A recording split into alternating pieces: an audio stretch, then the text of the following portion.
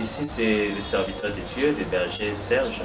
J'aimerais bien parler avec vous pendant ce peu de temps sur un sujet qui est intitulé « La prière est une tour ».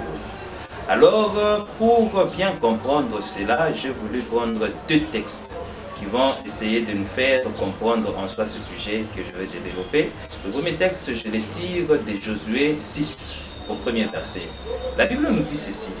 Dans Josué 6 au premier verset, Jéricho était fermé et barricadé devant les enfants d'Israël. Personne ne sortait et personne n'entrait. C'est-à-dire quoi? Il y avait une muraille qui séparait les habitants de Jéricho et le fils d'Israël qui était à l'extérieur.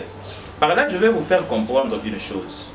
Les enfants ou fils de Jéricho étaient en train de se fortifier, de se consolider encore, espérant qu'ils pouvaient s'en sortir face à Israël parce qu'il y avait une muraille qui les séparait.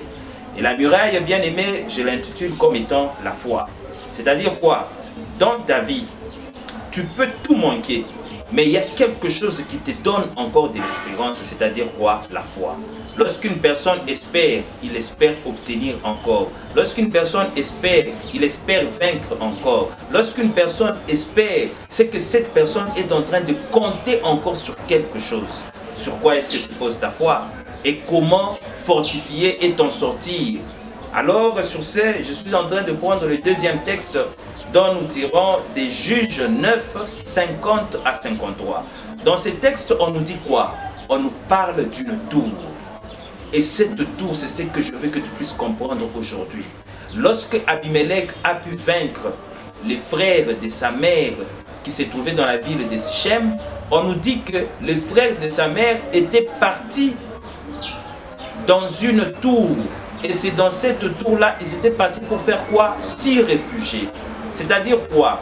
Dans la vie, lorsque tu as des problèmes, tu as des difficultés, à un moment donné, tu as besoin de trouver un endroit où tu vas trouver refuge.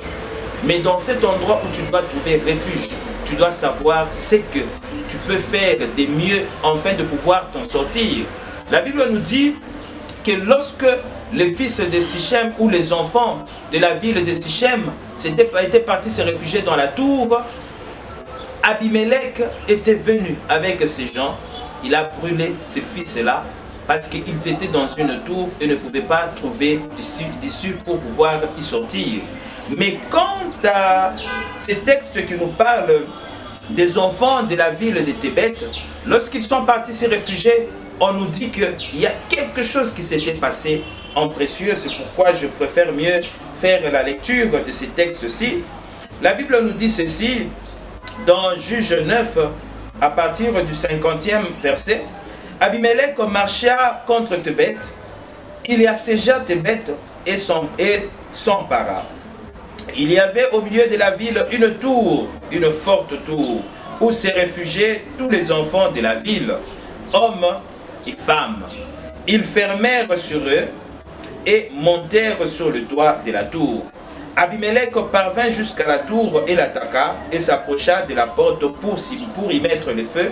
Alors une femme lança sur la tête d'Abimelech un morceau de mêle de moulin. C'est-à-dire quoi? La tour qui a constitué l'objet de refuge, cette tour-là, à partir de cette tour-là, la femme a su utiliser ce qu'il fallait pour vaincre son ennemi. Tu as une muraille, la muraille c'est ta foi. Mais au-dessus de ta muraille, tu es appelé à y placer une tour.